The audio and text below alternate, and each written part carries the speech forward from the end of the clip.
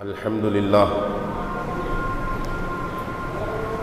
لله نحمده ونستعينه ونستغفره ونؤمن به ونتوكل عليه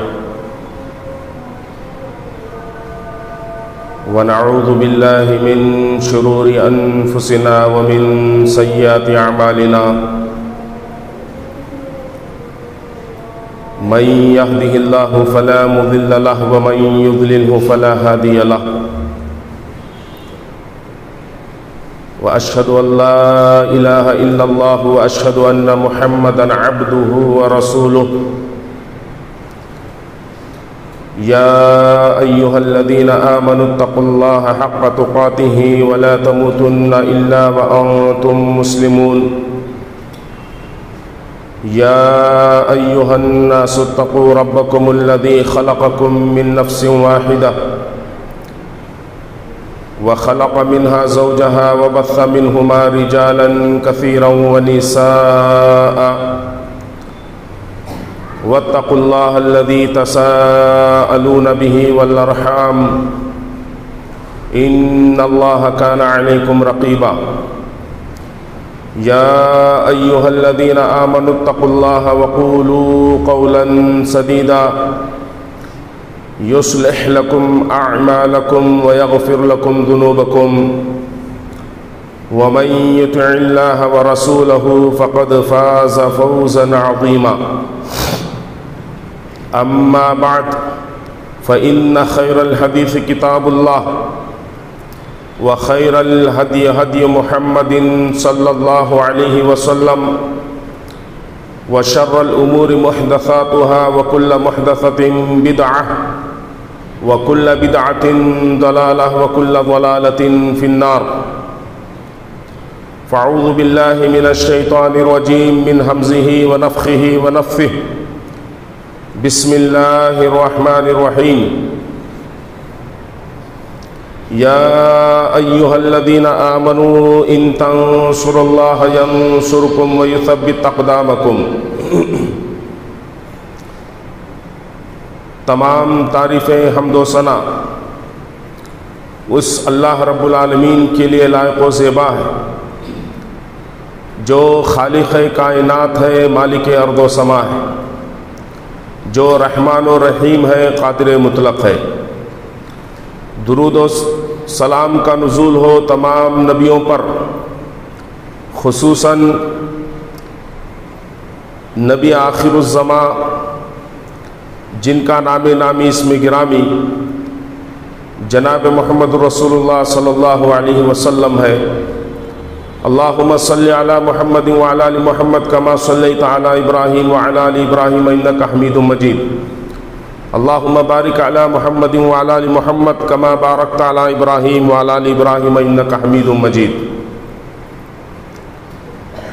میری زندگی کا مقصد تیرے دین کی سرفرازی، میری زندگی کا مقصد تیرے دین کی سرفرازی، میں اسی لیے مسلمان، میں اسی لیے نمازی۔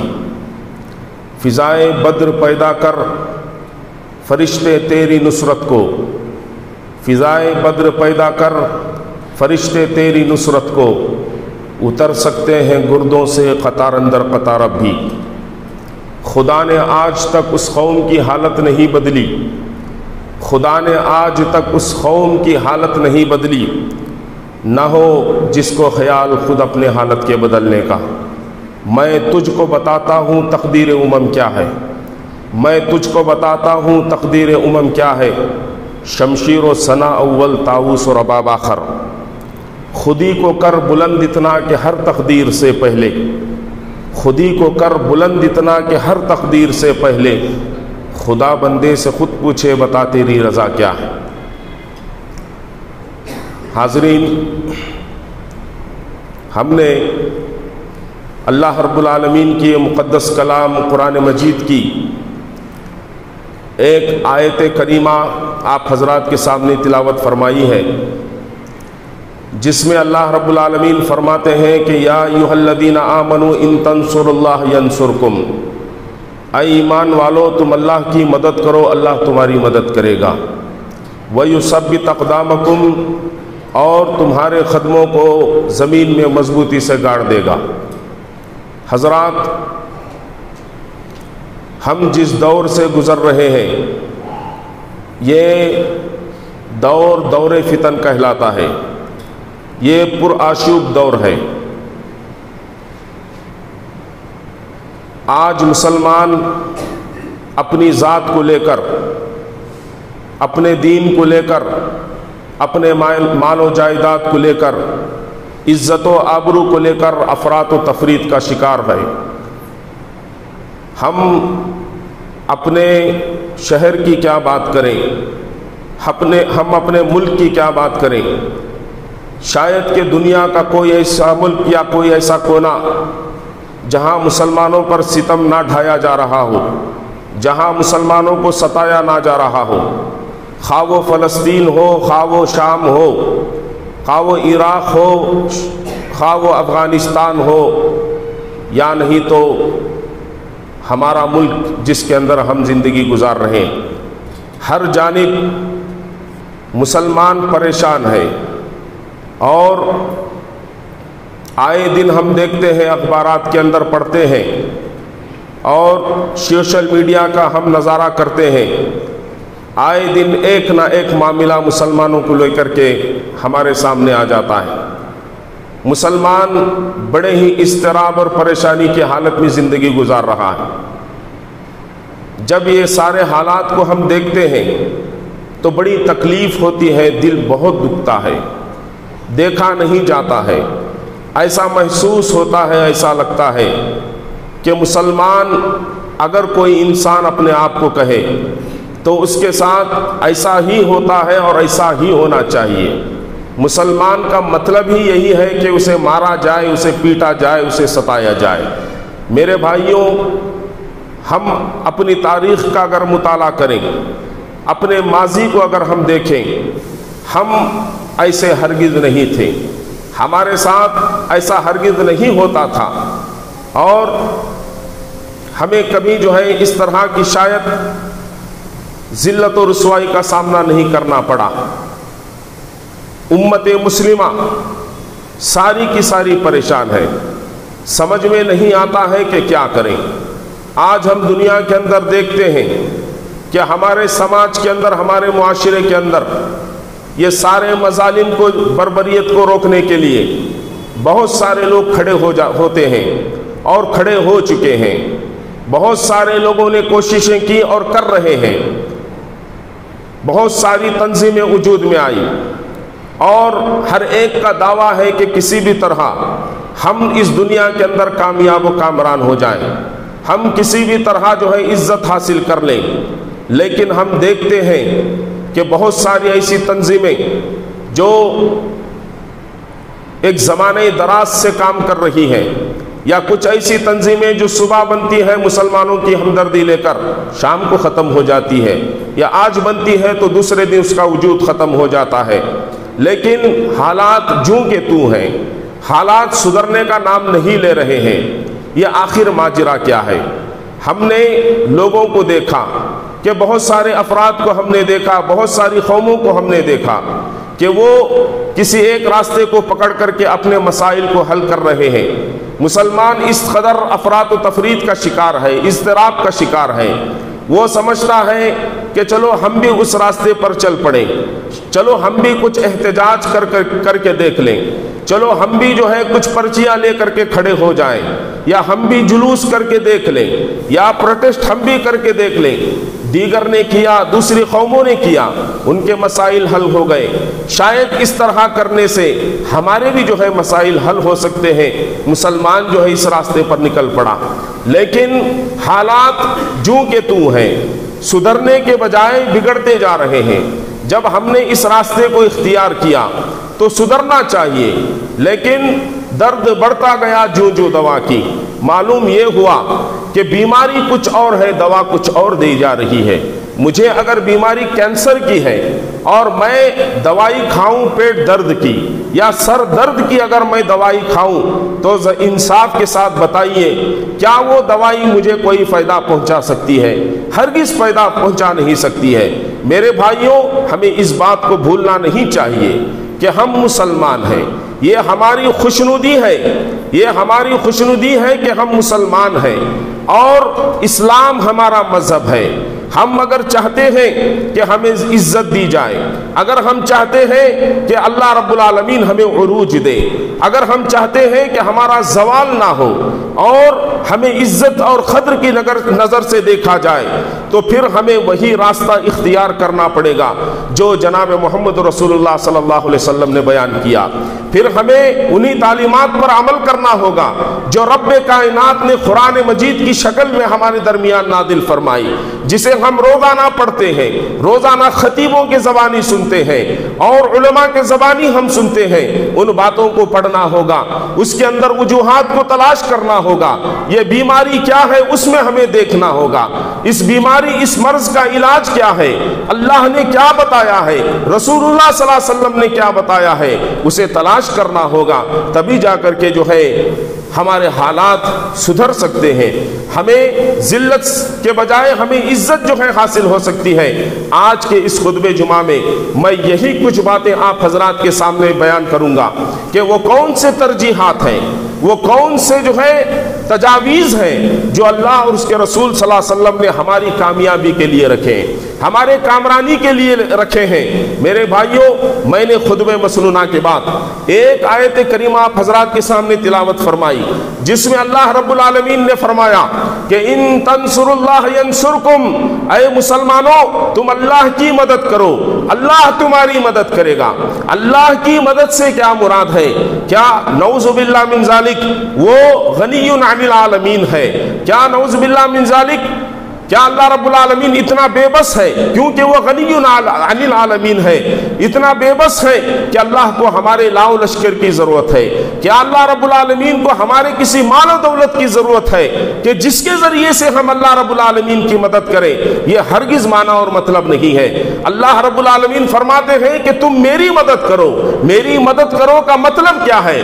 کہ میں نے جو دین دنیا کے اندر نازل کیا ہے، جس کی ساری کی ساری تفصیل میں نے قرآن مجید کے اندر بیان کی ہے، اللہ کے نبی کی فرامین کے اندر بیان کی ہے، اس کو پڑھو، اس کو سمجھو، اس کو اپنے زندگیوں کے اندر داخل کرو، اپنے سماج کے اندر اس کو لاگو کرو، اپنے جو ہے جماعتوں کے اندر اس کو لاگو کرو، اپنے گھروں کے اندر اس کو جو ہے لاگو کرو، تو گویا کہ تم دنیا کے اندر اللہ کے قانون کی، اللہ کی شریعت کی تم جو ہے پاسداری کر رہے ہو، اس پر عمل کر رہے ہو، تو در حقیقت تم اللہ کی مدد میں لگے ہوئے ہو، تم اللہ کی مدد کر رہے ہو۔ تو اللہ فرماتے ہیں کہ ان تنصر اللہ، کوئی سماج، کوئی معاشرہ، کوئی قوم اس طرح کے کام جب کرنے لگتی ہے تو اللہ پر یہ لازم ہو جاتا ہے، ضروری ہو جاتا ہے کہ اللہ رب العالمین اس کی مدد کرے۔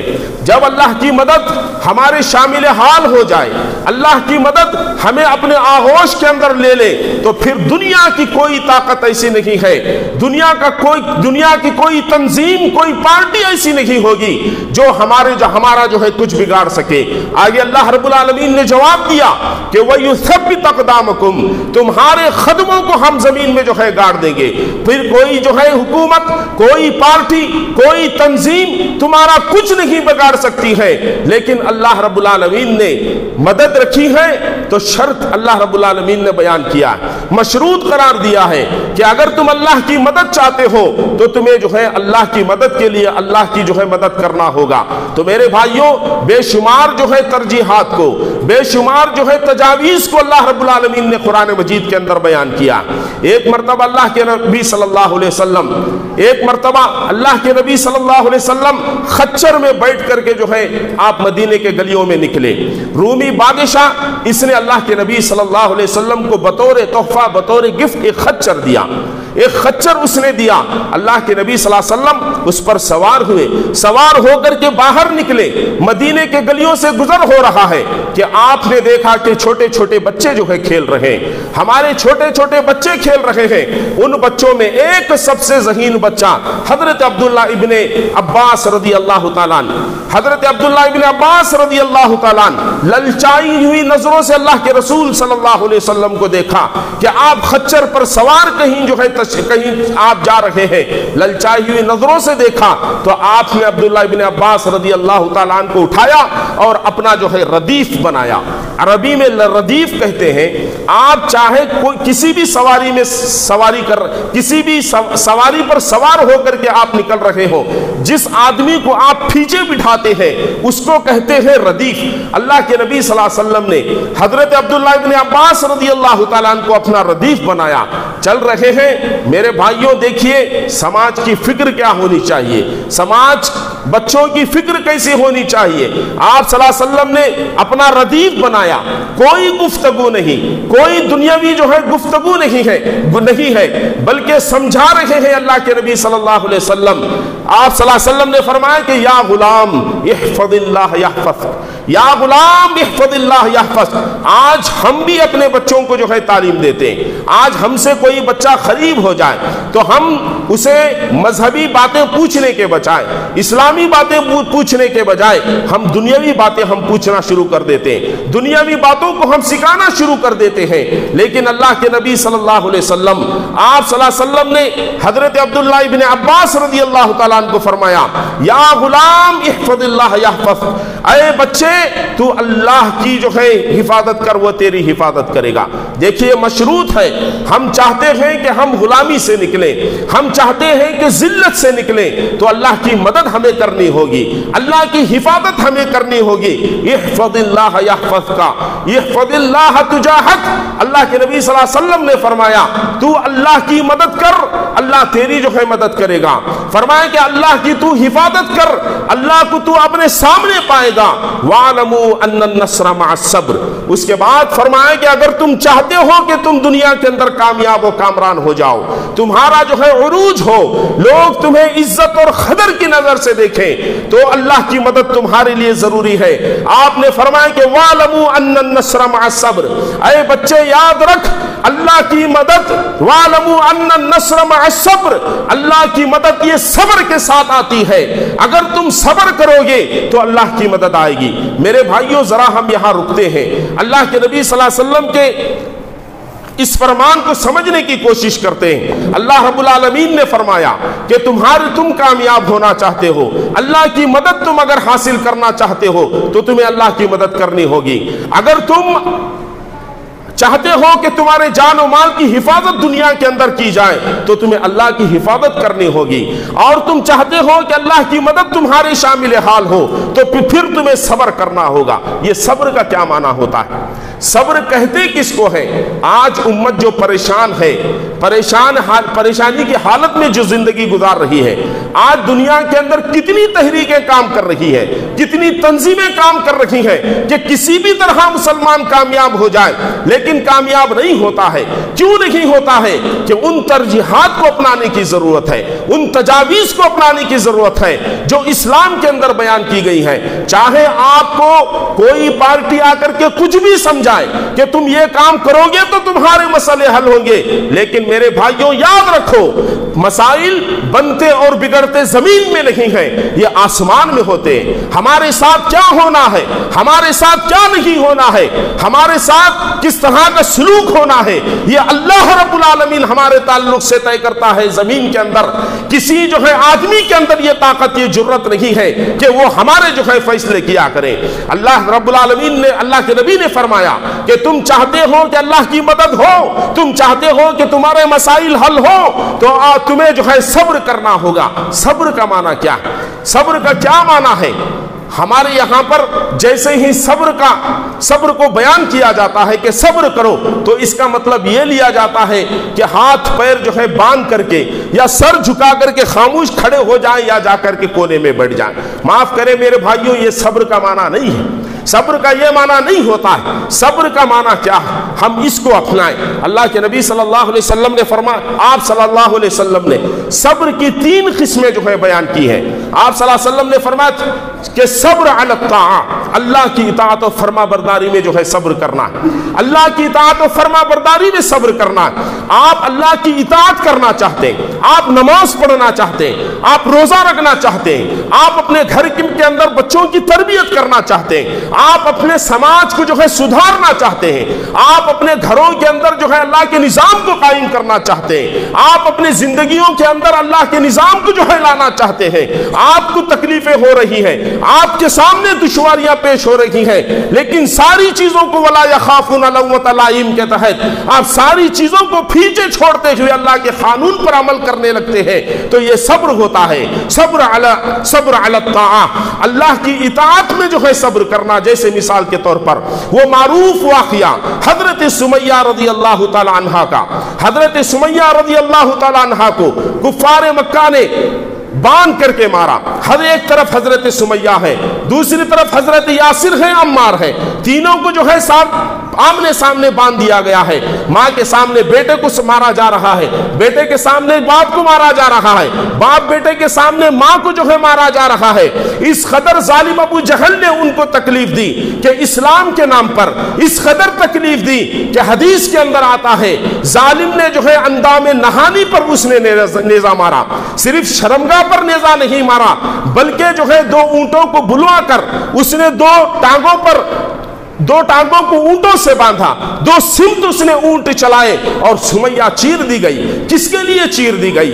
کس کے لیے جو ہے سب سے پہلے اس سرزمین پر شہادت کا خون اگر کسی کا بہا ہے تو وہ حضرت سمیہ رضی اللہ تعالیٰ عنہ کا ہے۔ اللہ کے نبی تفصیلات کا موقع نہیں ہے، اللہ کے نبی صلی اللہ علیہ وسلم کا گزر وہاں سے ہو رہا ہے، آپ صلی اللہ علیہ وسلم دیکھ رہے ہیں، آپ صلی اللہ علیہ وسلم کرنا تو بہت کچھ چاہتے ہیں لیکن حالات اجازت نہیں دیتے۔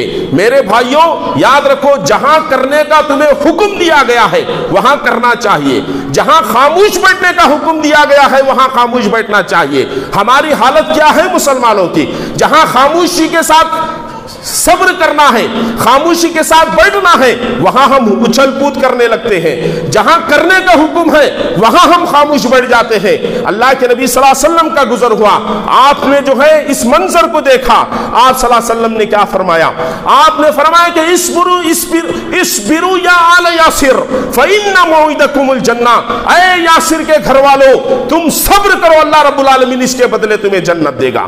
اللہ کے نبی صلی اللہ علیہ وسلم چاہتے تو مدد کر سکتے تھے لیکن حالات کا تقاضا یہ تھا کہ آپ خاموشی اختیار کریں۔ آپ صلی اللہ علیہ وسلم نے کیا فرمایا کہ صبر کرو، صبر کرو۔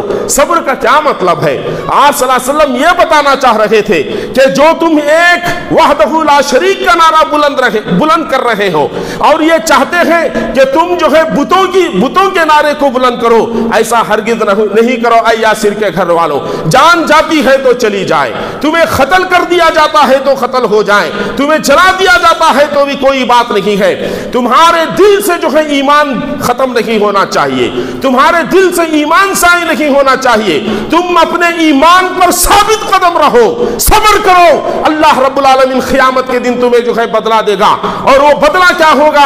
وہ جنت ہوگی۔ تو میرے بھائیوں، آپ نماز کے لیے اٹھتے ہیں، ٹھنڈ کا موسم ہے، آپ کوئی پرواہ نہیں کرتے، آپ نفس امارہ کو کچلتے ہوئے آپ آگے بڑھتے ہیں اور وضو کرتے ہیں، آ کر کے نماز ادا کرتے ہیں۔ من نہیں چاہتا کہ ٹھنڈ بڑی جو ہے بڑی سختی کے ساتھ جو ہے ٹھنڈ برس رہی ہے، میں ایک نرم بستر پر سویا رہوں، نفس تو یہی چاہتا ہے، لیکن آپ نفس کو مارتے ہوئے آگے بڑھتے ہیں، حالات کا مقابلہ کرتے ہیں۔ صبر کا معنی ہوتا ہے کہ حالات کا مقابلہ کرتے ہوئے اللہ کی عبادت میں لگے رہنا، اس کو کہتے ہیں صبر علی الطاعہ۔ آپ آ کر کے نماز پڑھتے ہیں، اس کو کہتے ہیں صبر علی الطاعہ۔ دوسری بات ہے صبر عن المعصیہ، کہ گناہوں کے وقت صبر کرنا۔ گناہوں کے وقت صبر کرنا کیا مطلب ہے؟ آپ دنیا کے اندر زندگی گزار رہے ہیں کہ بسا اوقات ایسا ہوتا ہے انسانوں کے اندر کہ ہم مجبور ہیں، ہم پریشان ہیں، ہمارے سامنے حرام راستے آ جاتے ہیں، حرام راستے آ جاتے ہیں، آدمی تذبذب کا شکار ہے، پریشانی کا شکار ہے، آیا میں حلال کو اختیار کروں یا حرام کو اختیار کروں؟ لیکن اللہ کے وہ معزز اور نیک بندے جن کے دلوں کے اندر اللہ کا خوف ہوتا ہے، ڈر ہوتا ہے، وہ جو ہے چاہے کتنی بھی پریشانی آ جائے، میں حرام نہیں کھاؤں گا، حرام کام نہیں کروں گا، بلکہ اللہ کو راضی کرنے کے لیے میں صبر کروں گا اور اس کا مقابلہ کروں گا چاہے کتنی بھی پریشانی آ جائے۔ اس کو کہتے ہیں صبر عن المعصیہ۔ حضرت یوسف علیہ السلام کے واقعے کو آپ قرآن مجید میں کھول کر کے پڑھیں، اللہ نے فرمایا کہ احسن القصص، بہت سارے نبیوں کے قصوں کو اللہ نے بیان کیا، لیکن یوسف علیہ السلام کے واقعے کے تعلق سے اللہ نے کہا کہ سارے نبیوں میں سب سے بہترین قصہ جو ہے حضرت یوسف علیہ السلام کا ہے۔ حضرت یوسف علیہ السلام، میں اختصار کے ساتھ اس واقعے کو بیان کرتا ہوں کہ حضرت یوسف علیہ السلام، ہم جانتے ہیں کہ یوسف علیہ السلام جب مصر کے اندر لائے گئے تو اس وقت کی جو ہے ایک عورت، جو اس وقت کے عزیز کی جو عورت، یہ حضرت یوسف علیہ السلام پر فدا ہو گئی اور اس نے بدکاری کی طرف بلایا، زنا کی طرف اس نے مدعو کیا۔ دیکھیے معصیہ ہے، معصیہ گناہ کا کام، وہ بلا رہی ہے گناہ کے کام کے لیے۔ حضرت یوسف علیہ السلام نے کیا جواب دیا؟ کیا جواب دیا حضرت یوسف علیہ السلام نے؟ فرمایا کہ قال رب السجن احب الی مما یدعوننی الی۔ اے بدبخت عورت، تو جس کام کے لیے مجھے بلا رہی ہے، جس گناہ کے لیے تو مجھے بلا رہی ہے، یوسف علیہ السلام نے کہا کہ میں یہ ہرگز نہیں کروں گا۔ تو اس خاتون نے کیا کہا یوسف علیہ السلام کو؟ دیکھو کہ دو ہی آپشن ہے تمہارے پاس، ایک یا تو یہ کام کر جاؤ میں تمہیں بخش دوں گی، یا نہیں کرو گے تو تمہیں جیل خانے میں جو ہے جانا پڑے گا۔ یوسف علیہ السلام نے کیا فرمایا؟ یوسف علیہ السلام نے کہا قال رب السجن احب الی مما یدعوننی الیہ، کہ تو جس کام کے لیے مجھے بلا رہی ہے، بہتر ہے کہ میں اس کام کو کرنے کے بجائے جیل میں جانا جو ہے پسند کروں گا، جیل کی صحبتوں کو جو ہے میں اختیار کرنا پسند کروں گا، لیکن یہ کام میں ہرگز نہیں کروں گا جس سے میرا اللہ جو ہے ناخوش ہو جائے۔ تو آگے چل کر کے اللہ نے کیا کیا؟ صبر کیا انہوں نے۔ کیا کیا انہوں نے؟ صبر کیا، اپنے نفس کو کنٹرول کیا اور رکے رہے۔ اللہ رب العالمین نے جیل بھی گئے، جیل سے نکالا اللہ رب العالمین نے، فائنانس منسٹر بھی بنا دیا اور انہیں جو ہے اس مصر کا عزیز بھی بنا دیا۔ آگے چل کر کے اللہ فرماتا ہے کہ یہ جو انعامات یوسف کے اوپر ہم نے کیے، کیوں کیے ہیں انعامات؟ کیوں ہم نے اس بچے کو جس کا کوئی پرسان حال نہیں ہے، کوئی جو ہے اس کا پرسان حال نہیں ہے، اس بچے کو ہم نے عزیز مصر کیوں بنایا؟ ہم نے کیوں جو ہے فائنانس منسٹر بنا دیا؟ اس کی وجہ اللہ رب العالمین فرماتا ہے کہ انہ من یتق ویصبر، اس لیے کہ یہ یوسف یہ اللہ سے ڈرنے والا اور صبر کرنے والا ہے، صبر کرنے والا ہے۔ تو میرے بھائیوں یہ دوسری قسم ہے۔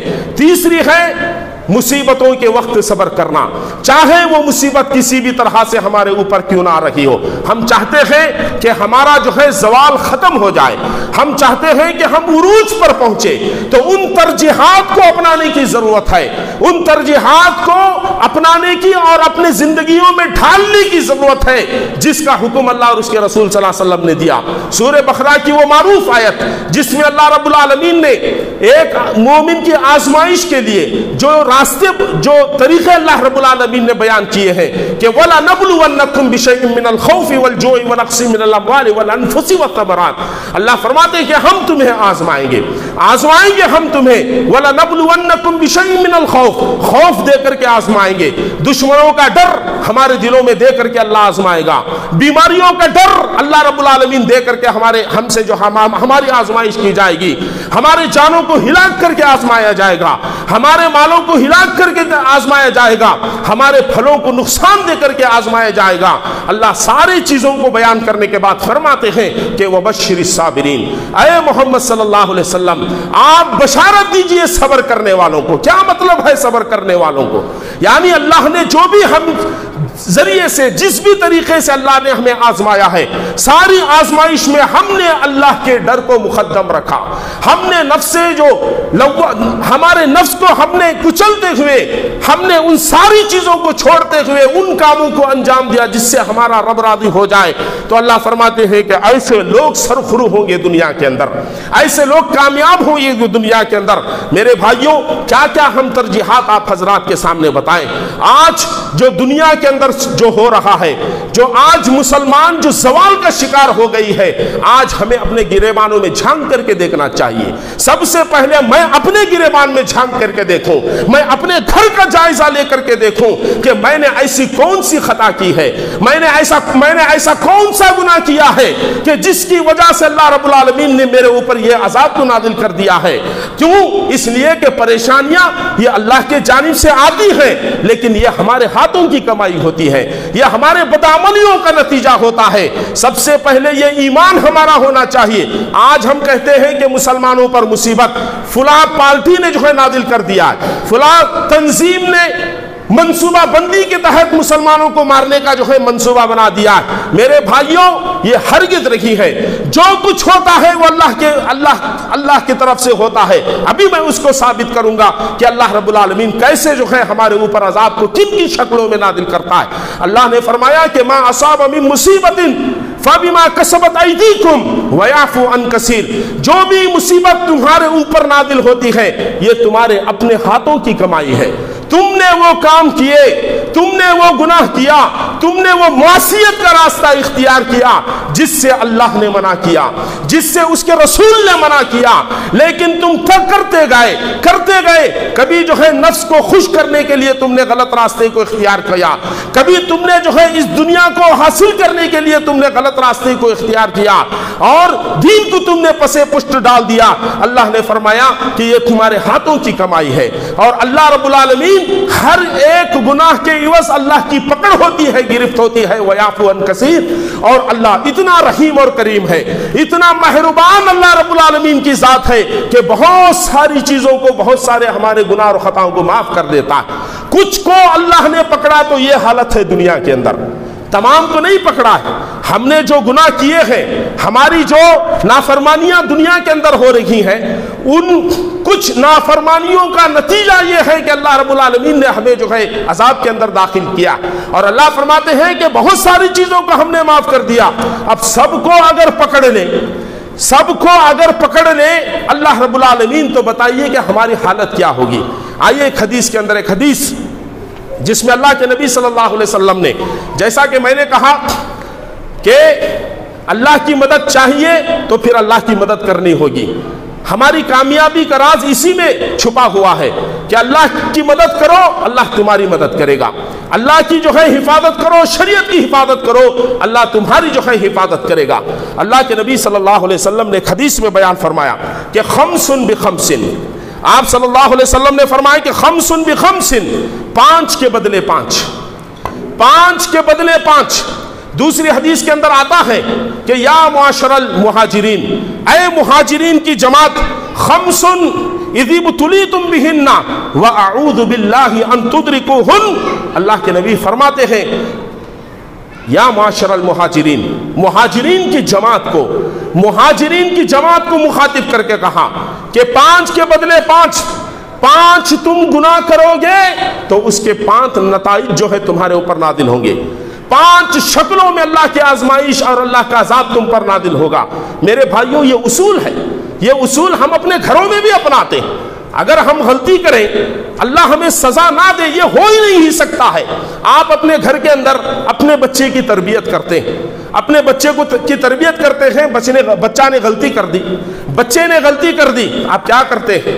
بچے کو پیار سے سمجھاتے ہیں، لیکن بچہ سدھرنے کے بجائے دوبارہ پھر وہ غلطی کر بیٹھتا ہے، تو آپ کیا کرتے ہیں؟ تھوڑا سخت لہجہ اختیار کرتے ہیں۔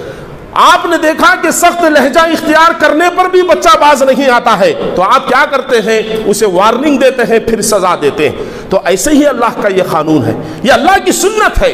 اللہ نے ہمیں اللہ نے ہمارے لیے اسلام کو نازل کیا، اللہ نے ہمیں پیدا کیا ہے، ایک اصول کے تحت پیدا کیا۔ اگر ہم اس کی نافرمانی کریں گے تو کیا اللہ ہمیں سزا نہیں دے گا؟ اللہ کے نبی صلی اللہ علیہ وسلم فرماتے ہیں کہ یا معاشر المہاجرین، اے مہاجرین کی جماعت، 5 ایسی باتوں سے میں ڈرتا ہوں اور اللہ سے پناہ مانگتا ہوں کہ وہ 5 چیزیں تمہارے اندر داخل نہ ہوں، 5 چیزیں داخل نہ ہوں۔ اور یہاں کس سے کون مخاطب ہے؟ یا معاشر المہاجرین، مہاجرین کی جماعت۔ یہ جو 5 کام ہے جو ابھی میں بیان کروں گا، یہ مسلمانوں کے اندر پیدا ہوں گی، یہ کسی بت پرست کی طرف اللہ کے نبی نے اشارہ نہیں کیا۔ آپ صلی اللہ علیہ وسلم نے کسی یہودی کے تعلق سے نہیں کہا کہ یہودیوں کے اندر یہ 5 چیزیں پیدا ہوگی۔ آپ صلی اللہ علیہ وسلم نے فرمایا کہ مسلمانوں کے اندر 5 کام کرو گے تو 5 نتائج رزلٹ تمہارے سامنے آ جائے گا۔ میرے موضوع کے تحت 5 کو بیان نہ کرتے ہوئے 2 باتوں کو آپ کے سامنے بیان کرتا ہوں۔ سب سے پہلے نمبر پر اللہ کے نبی صلی اللہ علیہ وسلم نے فرمایا وَلَمْ يَنْقُضُوا عَهْدَ اللَّهِ وَعَهْدَ رَسُولِهِ إِلَّا سَلَّطَ اللَّهُ عَلَيْهِمْ عَدُوًّا مِّنْ غَيْرِهِمْ فَأَخَذُوا بَعْضَ مَا فِي أَيْدِيهِمْ. اللہ کے نبی فرماتے ہیں جب یہ قوم اللہ کے عہد کو توڑے گی، کیا فرمایا اللہ کے نبی نے؟ اللہ کے عہد کو توڑے گی. وَلَمْ يَنْقُضُوا عَهْدَ اللَّهِ وَعَهْدَ رَسُولِهِ، اللہ اور اس کے رسول کے عہد کو توڑے گی. سَلَّطَ اللَّهُ عَلَيْهِمْ عَدُوًّا مِّنْ غَيْرِهِمْ، اللہ رب العالمین اس وقت دوسری قوموں سے ان کے دشمنوں کو نکال کر ان کے اوپر اللہ رب العالمین مسلط کر دے گا. آج یہ جو ہم کہہ رہے ہیں کہ فلاں پارٹی جو ہے پلاننگ کر رہی ہے مسلمانوں کے تعلق سے، فلاں تنظیم جو ہے یہ منصوبہ بنا کر کے ہم پہ حملہ کر رہی ہے، میرے بھائیوں اس غلط فہمی میں مت رہو. یہ وہ نہیں کر رہے ہیں، یہ اللہ رب العالمین کر رہا ہے ہمارے تعلق سے. کیوں؟ اس لیے کہ ہم نے اللہ کے عہد کو توڑا ہے. اور اللہ کا عہد کیا ہے؟ وقت میرا جو ہے ختم ہو رہا ہے، تفصیلات کا موقع نہیں ہے. اللہ کا عہد کیا ہے؟ جائیے قرآن اٹھا کر کے آپ پڑھیں، اللہ کے کلام سے پوچھیں. اللہ کا کلام کہے گا وَإِذَا أَخَذَ رَبُّكَ مِن بَنِي آدَمَ مِن ظُهُورِهِمْ ذُرِّيَّتَهُمْ وَأَشْهَدَهُمْ عَلَىٰ أَنفُسِهِمْ أَلَسْتُ بِرَبِّكُمْ قَالُوا بَلَىٰ شَهِدْنَا أَن تَقُولُوا يَوْمَ الْقِيَامَةِ إِنَّا كُنَّا عَنْ هَٰذَا غَافِلِينَ. جب اللہ نے آدم کو پیدا کیا، آدم علیہ السلام کو جب پیدا کیا تو ان کی پیٹھ پر اللہ نے ہاتھ پھیرا تو سارے کے ساری جو ہے ذریت ان کی اولاد چونٹیوں کی شکل میں آ گئی، جس میں میں بھی تھا، آپ بھی تھے. ہمارا دل نہیں مانتا، ہمارا نفس اس بات کو قبول نہیں کرتا کہ ہم اس وقت موجود تھے. اللہ نے کہا تھے، خاموش ہو جانا چاہیے. یہی ایمان کا تقاضا ہے. الذین یؤمنون بالغیب، یہی غیب ہے، ایمان پر غیب. غیب پر ایمان لانا اسی کو کہتے ہیں. اللہ نے کہا کہ تم اس وقت تھے تو تھے. سارے لوگوں کو اللہ نے جمع کیا اور سب سے ایک وعدہ لیا، الست بربکم، کیا میں تمہارا رب نہیں ہوں؟ سارے لوگوں نے، جس میں بھی تھا، آپ بھی تھے، سارے لوگ تھے، کلمہ پڑھنے والے، نہ پڑھنے والے، سارے کے سارے لوگوں نے ایک زبان ہو کر کے اللہ سے یہ عہد کیا کہ الست بربکم قالوا بلی شہدنا، کہ ہم گواہی دیتے ہیں کہ تو ہمارا رب ہے. کیا رب کا معنی ہے؟ رب کا معنی کیا ہے؟ یہ الگ موضوع ہے. سارا جھگڑا دنیا میں اسی پر ہے. وہ لوگ جو بت کی پوجا کرتے ہیں وہ بھی کچھ اور ناموں سے اللہ کو اللہ مانتے ہیں، لیکن وہ رب نہیں مانتے. موضوع کے تحت میں رب کی جو ہے وضاحت کر دوں کہ ما اصاب من مصیبت فبما کسب ما اصاب من مصیبت الا باذن اللہ، کہ جو بھی مصیبت آتی ہے یہ اللہ کی طرف سے آتی ہے. یہ ایمان ہونا چاہیے. یہ بھی ایک رب کا تقاضا ہے. اللہ کو رب ماننے کا تقاضوں میں سے ایک تقاضا یہ بھی ہے کہ جو مصیبت آتی ہے وہ اللہ کی طرف سے آتی ہے، لوگوں کی طرف سے نہیں، اللہ کی طرف سے آتی ہے. ہم نے اس عہد کو توڑا.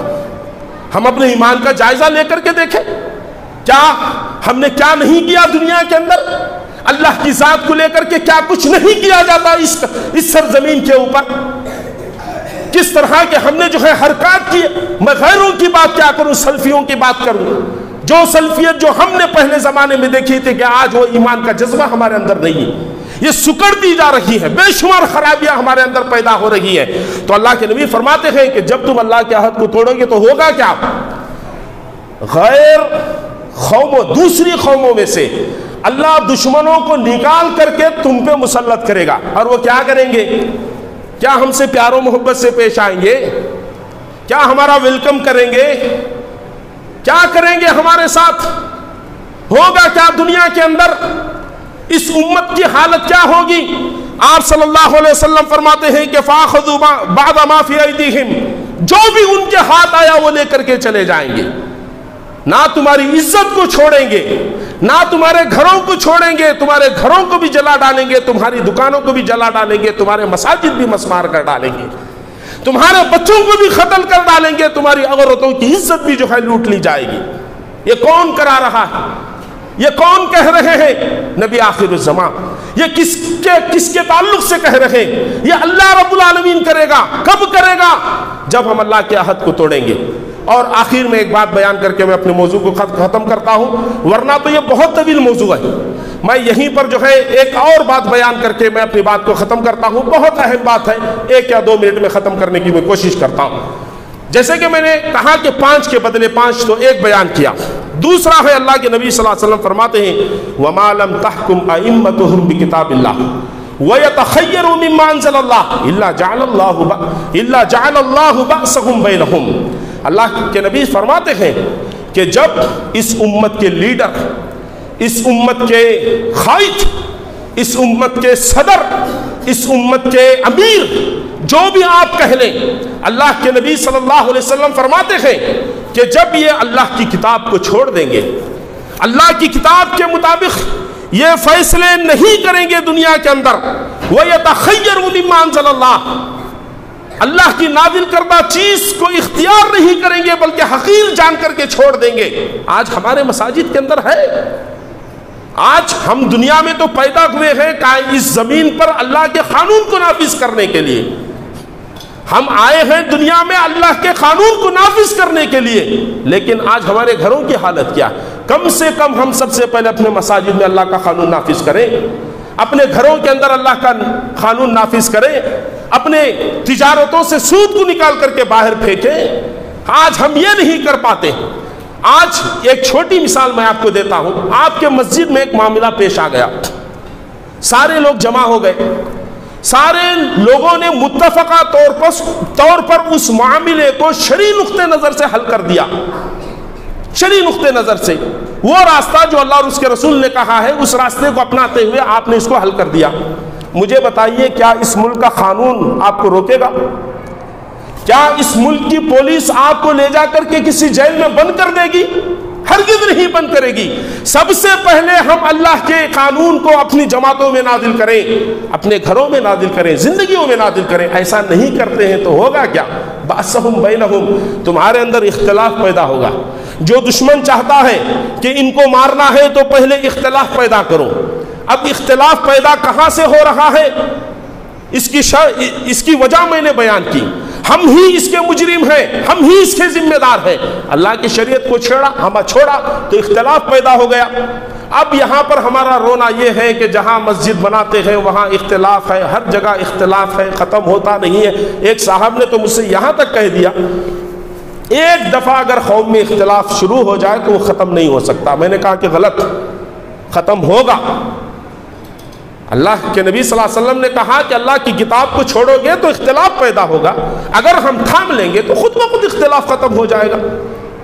جو کام ہمیں کرنے کے لیے کہا گیا ہے تو وہ ہم کریں، اگر وہ چھوڑ کر کے ہم اپنی آئیڈیالوجی کو اختیار کریں اور اپنے طریقے کو اختیار کریں گے، اختلاف ختم کرنے کے لیے نہیں ہو سکتا۔ یہ بھی اللہ کا عذاب ہے۔ تو بہرحال میں آخر میں اس شعر پر اپنی اس خطاب کو ختم کرتا ہوں۔ ہوا یہی جو رہی تو اے نقیب بہار، ہوا یہی جو رہے گی تو اے نقیب بہار۔ ہمیں بدلنا ہے میرے بھائی، ہمیں بدلنا ہے، اپنی زندگیوں کو بدلنا ہے، سماج کو بدلنا ہے، اپنے سماج کے اندر اللہ کے قانون کو جماعتوں میں، گھروں میں اللہ کے قانون کو نافذ کرنا ہے۔ اگر ہم نے نہیں بدلی تو ہوگا کیا؟ ہوا یہی جو رہی تو اے نقیب بہار، کہاں سے آئیں گی رعنائیاں چمن کے لیے؟ ہوا یہی جو رہے گی تو اے نقیب بہار، کہاں سے آئیں گی رعنائیاں چمن کے لیے؟ غلط روی سے منازل کا بودھ بڑھتا ہے، غلط روی سے منازل کا بودھ بڑھتا ہے۔ اے مسافرو روش کارواں بدل ڈالو۔ اللہ سے دعا ہے کہ اللہ رب العالمین سب سے پہلے مجھے عمل کی توفیق عطا فرمائے، آپ تمام کو عمل کی توفیق عطا فرمائے۔ آمین ثم آمین۔ وآخر دعوانا الحمدللہ۔